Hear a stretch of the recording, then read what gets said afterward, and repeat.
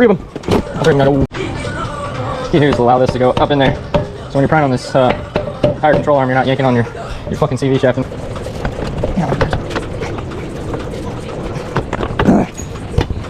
Get some fucking here.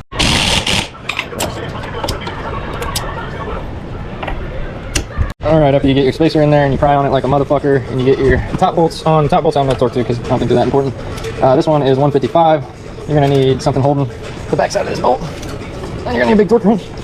Depending if you put a spacer in there or not, you're going to have to give this a bit of persuasion to get back up to where you can get that upper ball joint back into the steering spindle.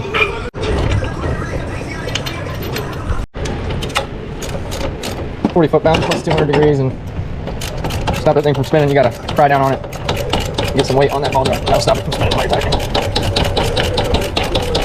And then you're torquing this to 40 foot-pounds plus 200 degrees. 185 foot-pounds for the CV shaft. Make sure this is clean. You're gonna have to put the brake caliper on to actually get it tight. Once you have the brake caliper and the disc on, shove a screwdriver in there, torque this to 185. That rod is 55 foot-pounds.